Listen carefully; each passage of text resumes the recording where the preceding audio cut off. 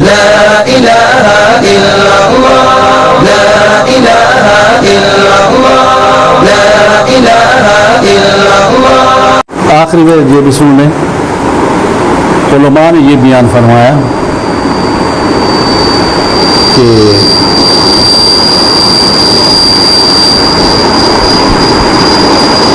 اس کا ثواب بہت زیادہ ہے، جیسے پہلے میں نے ذکر کیا حضور علیہ وسلم ترغیب کے لیے فرمایا، تو اس لیے نبی کریم صلی اللہ علیہ وسلم کا ارشاد ہے کہ یہ آدھا علم ہے۔ اس سلسلے میں ایک لطیفہ ہے، علم میراث میں فارسی کی کتاب جو اشعار میں سب سے بہترین کتاب ہے وہ خانقاہ عبیدیہ جو ملتان میں ہے، ان کے سجادہ نشین نے لکھی تھی ابیات میراث، بڑی جامع معنی کتاب ہے فارسی میں۔ میں ابھی ان کے کچھ اشعار آپ لوگوں کو لکھواؤں گا۔ انہوں نے دریا بلکہ سمندر کوزے میں بند کیا ہے۔ تو وہ یہ کہتے ہیں کہ علماء فقہ یہ فرماتے ہیں کہ اگر ایک مسئلہ علم میراث کا کوئی شخص بیان کرتا ہے، سوال کا جواب دیتا ہے، بیان کرتا ہے اور پھر کہتا ہے کہ یا اللہ اس کا ثواب میں نے اس قبرستان میں مدفون جتنے میت ہیں ان کو ہدیہ کیا ہے، تو وہ ایک مسئلے کا ثواب اللہ اتنا عطا فرماتا ہے کہ قیامت تک تقسیم ہوتا رہے گا۔ لیکن یہ قول فقہا کا ہے، حدیث نہیں ہے، اور فقہا بھی نمائندے ہیں رسول کریم صلی اللہ علیہ وسلم کے، ان کے پاس کوئی روایت ہوگی تو انہوں نے ایک سرائکی کی ربائی لکھی، کیونکہ ملتان کے لوگ سرائکی ہیں، انہوں نے حاشیہ لکھا اور حاشیے میں ایک مسئلہ لکھا، اور وصیت پر عمل کرنا واجب ہوتا ہے۔ عبید اللہ ملتانی صاحب نے وصیت کی کہ یہ مسئلہ کسی بھی قبرستان سے گزرتے ہوئے پڑھ لیا کریں اور قبرستان والوں کو ثواب ہدیہ کیا کریں، تو ان کو بھی ثواب ملے گا اور مجھے بھی ثواب ملے گا، کیونکہ میں نے یہ ربائی بنائی ہے۔ انہوں نے یہ ربائی بنائی اور ہم عموماً بتاتے رہتے ہیں، کیونکہ ہمارے استاد بھی سرائے کی سب سے کتاب پہلے ہم نے جو پڑھی وہ ابیات میراث ہے، تو استفادے کے لیے ہم نے یہ لوگوں کو بتایا۔ انہوں نے سرائکی کے یہ اشعار لکھے ہیں، اے اصحاب میراث ایک گل سنو سادی، لکھ لو، اے اصحاب میراث، میراث والے ایک گل سنو سادی، ایک بات ہماری سنو، ایک گل سنو سادی،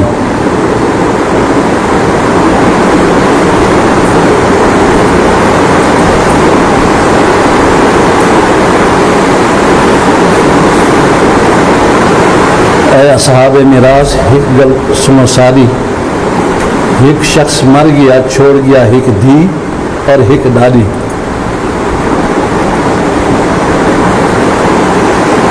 ایک شخص مر گیا چھوڑ گیا ایک دھی اور ایک دادی،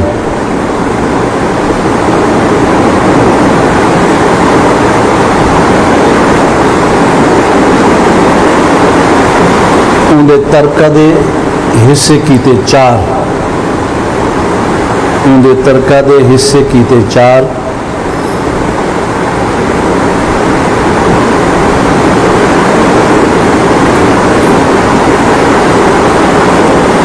ترائے، سرائے کی تین کو ترائے آدم، ترائے گھن گئی دھی، دھی آدم بیٹی کو، ترائے گھن گئی دھی اور ہک گھن گئی دادی،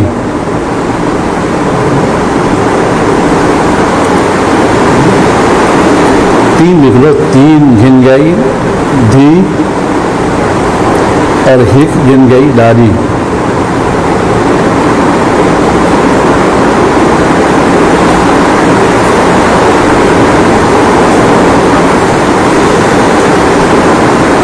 یہ مسئلہ ردیہ ہے. اصل 6 سے شروع ہوتا ہے اور رد کے بعد 4 حصے کرنے ہوتے ہیں. ایک حصہ دادی کا ہے سدس، اور جو بیٹی ہے ویسے تو نصف ہوتا ہے، لیکن یہاں نصف 3 ہو گیا. 4 سے 3 نصف سے زیادہ ہوتا ہے. ردیہ مسئلہ ہے، انشاءاللہ آئے گا وہ. 5واں ایصال ثواب کا شعر ہے. اے اصحاب قبرستان، اس مسئلے دا ثواب بخشا ارواح تہاری.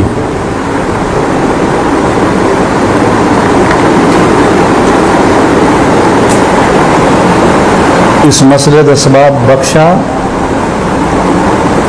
ارواح تہاری.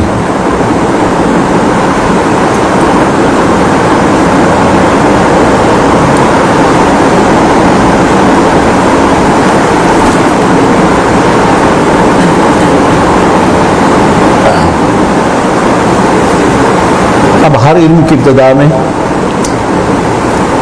مدرسین یا اساتذہ اس علم کی تعریف اور غرض بنانے والا واضح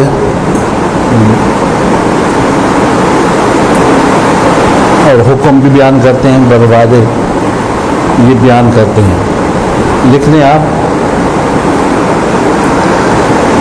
ہر علم سے پہلے ہر علم پڑھانے والا استاد، علم پڑھانے سے مراد ہے علم کی کتاب پڑھانے والا استاد، اس علم کی تعریف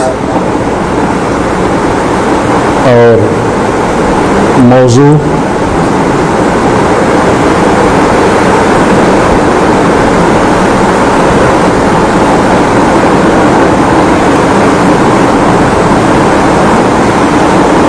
اور غرض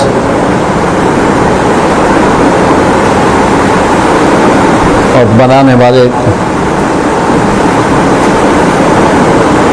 علم ایجاد کرنے والے کا نام ذکر کرتا ہے.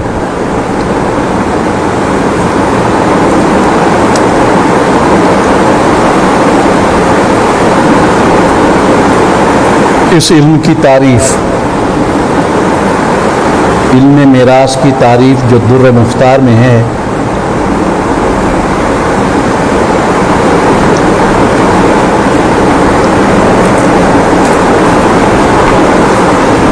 عربی لکھنا آتا ہے نا؟ علم باصول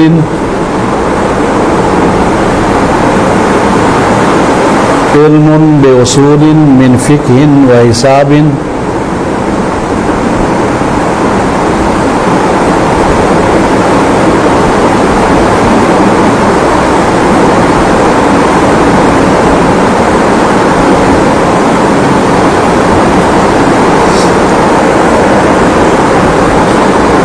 علم باصول من فقہ فقہ و حساب حساب میتھ. عربی میں یہ میتھ جو ہوتا ہے اس کو حساب کہتے ہیں، حساب ہے. تعرف حق کل من الترکۃ،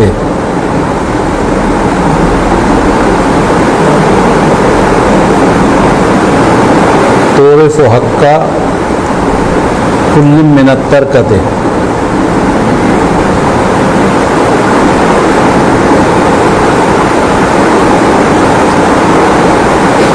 علم میراث فقہ اور حساب کے چند قوانین کا علم ہے. علم میراث فقہ اور حساب کے چند قوانین اور اصولوں کا علم ہے جس سے ہر حقدار کے حق کا، ہر حقدار کے حق کا جو کہ ترکہ سے ہے، معرفت حاصل ہوتی ہے. ہر حقدار کو جو ترکہ سے ہے اس کی معرفت حاصل ہوتی ہے.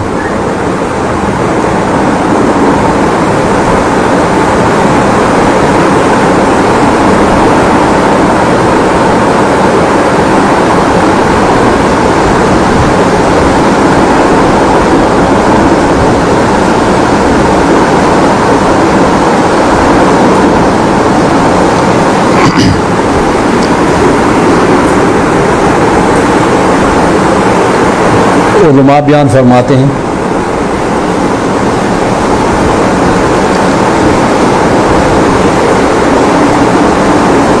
جس آدمی کو علم میراث میں مہارت نہ ہو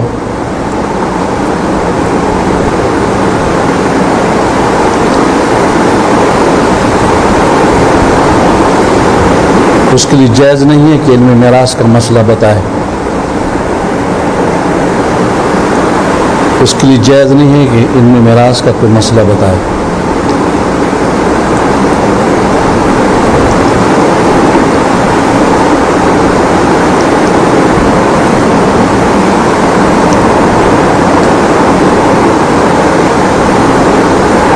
اسے معلوم ہونا چاہیے کہ وارث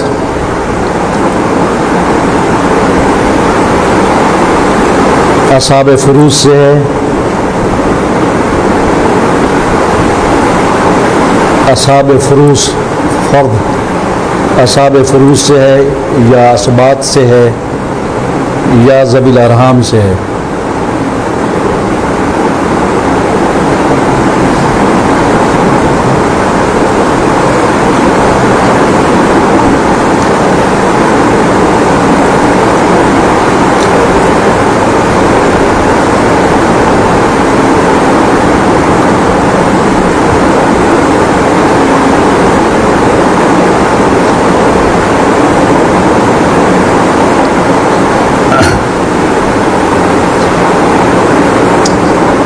اس علم میراث کا موضوع جس کے حوالے سے بحث کی جاتی ہے، آپ چھوٹی کتاب میں پڑھ چکے ہیں. موضوع کس کو کہتے ہیں؟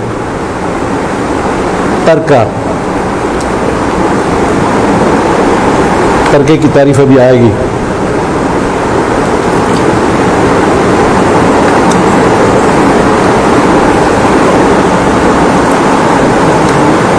میت کا ترکہ، میت کا مال متروکہ،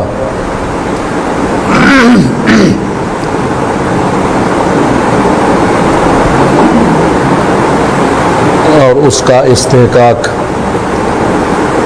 اس کا مستحق کون ہے.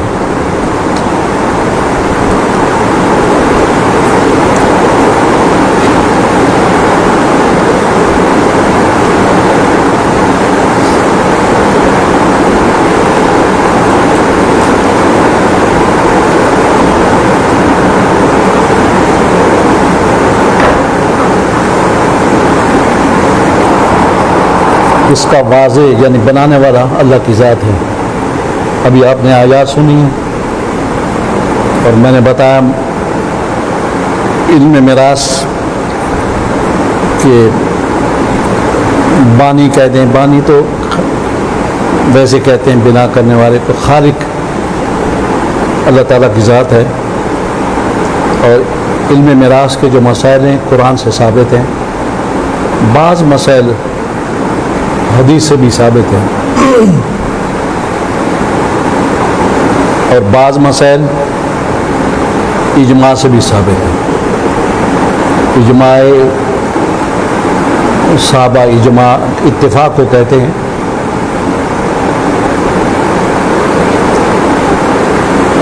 یہ ان چیزوں کا علم آج کل کے پڑھے لکھے لوگوں کو نہیں ہوتا. اجماع بھی حجت ہے، لیکن ان میراث کا مسئلہ کوئی بھی مسئلہ قیاس سے ثابت نہیں ہے. ان مسائل میں قیاس نہیں چلتا، مجتہد کا قیاس. اب قرآن میں اولاد کے حصوں کا ذکر ہے، اولاد کے حصوں کا ذکر نہیں ہے. ابن الابن کو کیا ملے گا؟ پوتے کو. یہ وقت اجماع سے ثابت ہوگا یا سنت سے ثابت ہوگا. اسی طرح دادی، نانی، ان کا بھی میراث میں ذکر آئے گا اور یہ اجماع سے ثابت ہوگا. بتانا یہ ہے کہ علم میراث کا خالق اللہ تعالیٰ کی ذات ہے اور اس کے مسائل کا ثبوت، اکثر کا ثبوت قرآن پاک سے ہے، بعض کا ثبوت حدیث پاک سے ہے اور بعض کا ثبوت اجماع سے ہے. اور تینوں حجت ہیں. یہ ہے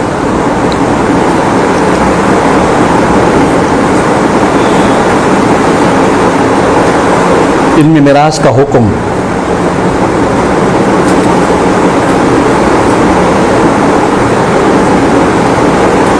علم میراث پڑھنا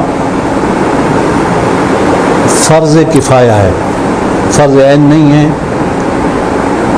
فرض کفایہ ہے۔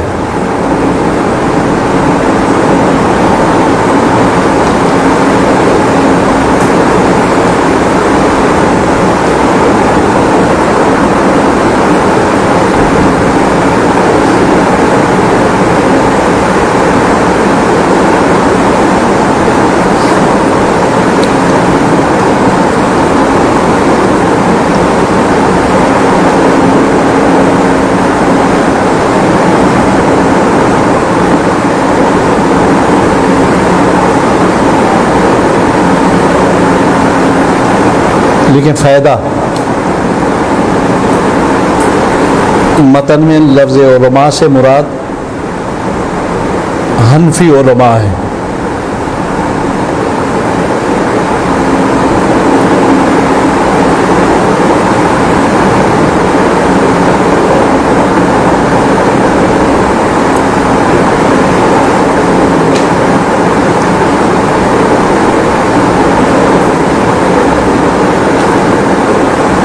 علماء یہ فرماتے ہیں کہ میت کے ترکہ کے ساتھ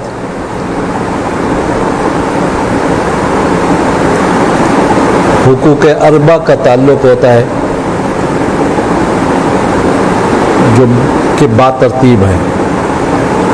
4 حق ہیں جن کا تعلق میت کے ترکہ کے ساتھ ہو جاتا ہے، جو باترتیب ہیں۔ باترتیب کا معنی مرتب ہونے کا معنی، ایک پہلے ہے، پھر دوسرا ہے، پھر تیسرا ہے، پھر چوتھا ہے، بیک وقت نہیں ہے، مقدم مؤخر ہے۔ لکھنے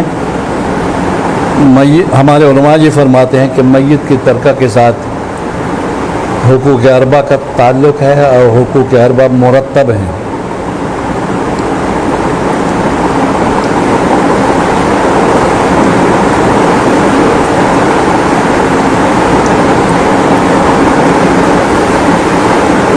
سب سے پہلا حق تکفین و تجہیز ہے۔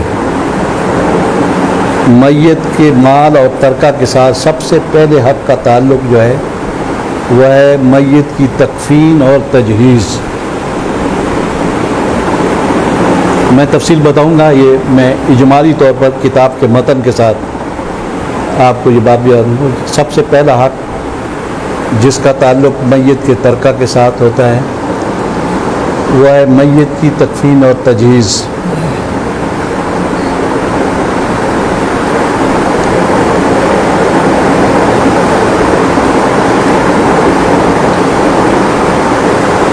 اور دوسرا حق جس کا میت کے ترکہ کے ساتھ تعلق ہے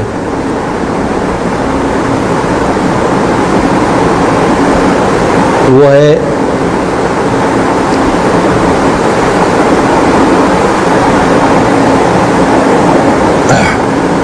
دین یا دیون، لکھنے قرضے، جو تجہیز و تکفین سے بچ جائے اس سے پھر قرضے ادا کیے جائیں۔ دوسرے حق کا تعلق، دوسرا حق کون سا ہے؟ دیون، میت کے ترکہ کے ساتھ اور مال کے ساتھ دین ادا کرنے کا تعلق ہو جاتا ہے، اس سے دین دیے جائیں۔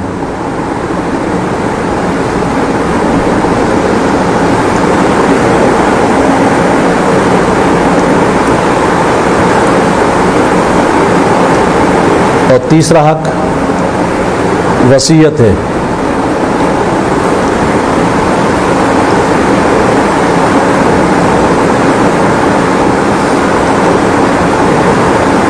میت کے دیون کے بعد جو مال بچ جائے اس کے تیسرے حصے سے وصیت کا نافذ کرنا فرض ہے۔ میت وصیت کر کے گیا، اس کا تعلق ہو جاتا ہے میت کے مال کے ساتھ، لیکن تیسرے حصے کے ساتھ احادیث کی وجہ سے۔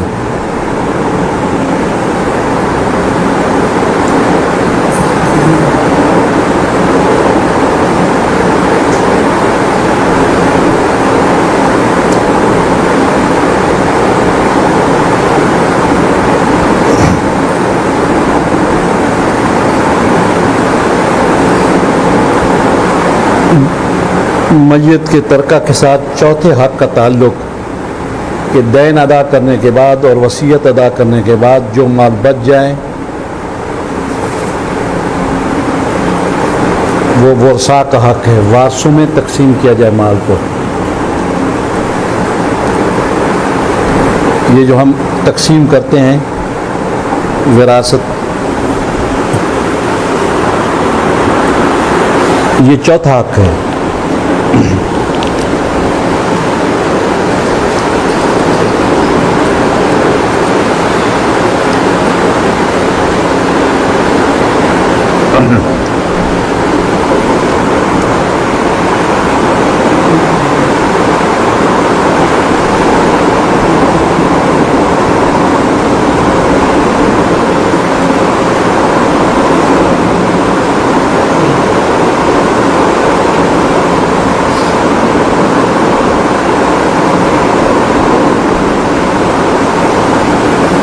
اس اجمالی بیان میں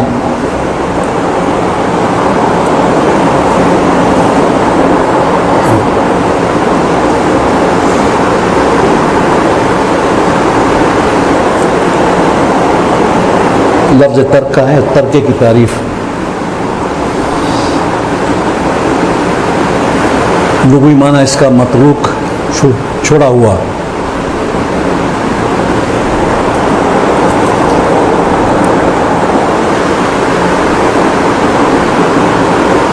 اور فقہا کی اصطلاح میں ترکے کی تعریف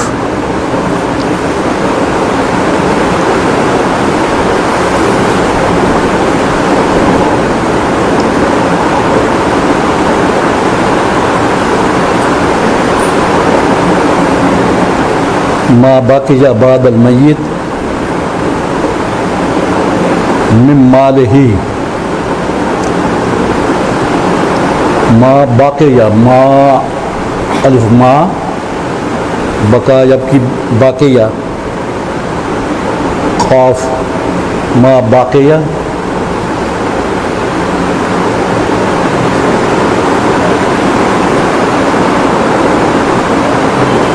بعد المیت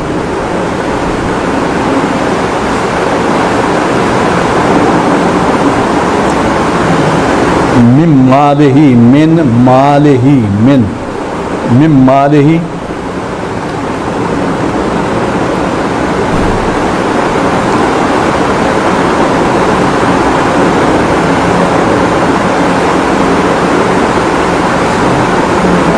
صافیاً ان تعلق حق الغیر بعینہ، صافیاً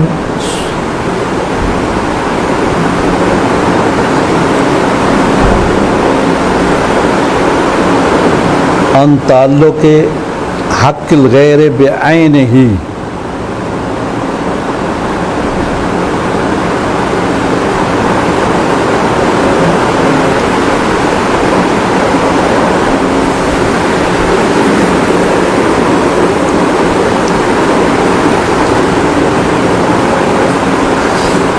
اس کا ترجمہ خلاصہ لکھ لو کہ ترکہ اس مال کو کہتے ہیں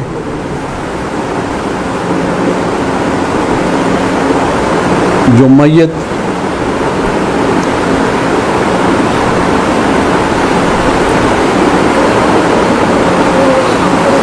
چھوڑ کے گیا ہے اور اس کے ساتھ غیر اس مال کے ساتھ، اس مال کے عین کے ساتھ، اس مال کے عین کے ساتھ غیر کے حق کا تعلق نہیں ہے۔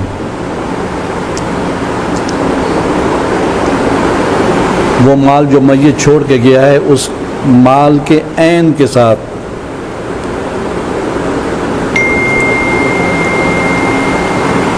غیر کے حق تک تعلق نہیں ہے۔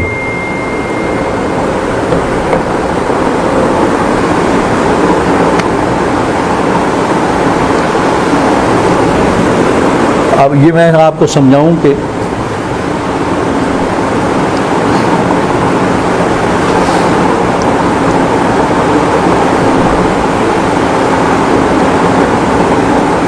تفسیر تو بہت زیادہ ہوتی ہے، آپ مرہون لکھ لیں۔ مرہون چیز جو رہن رکھی جاتی ہے کسی کے پاس، اب وہ میت ایسا تھا جس کے پاس رہن رکھی ہوئی چیز تھی، مرہون یا مرہونہ کہہ دو، وہ ترکہ نہیں ہے، اس لیے کہ اس کے عین کے ساتھ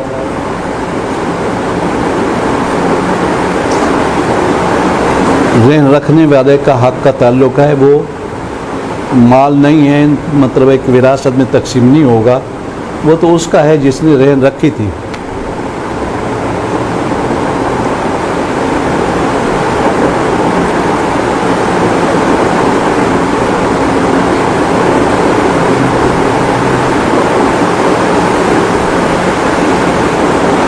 اسی طرح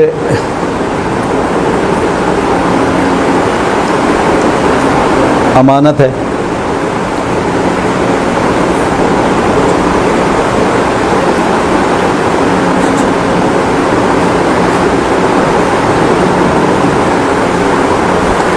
امانت کے ساتھ بھی اگر صحیح امانت ہے، اس میں تصرف کا حق نہیں دیا اس شخص نے جس نے امانت رکھی، تو وہ قرض نہیں ہوتا بلکہ وہ امانت ہوتی ہے، اس کے ساتھ بھی غیر کے، اس کے عین کے ساتھ غیر کے حق کا تعلق ہوتا ہے۔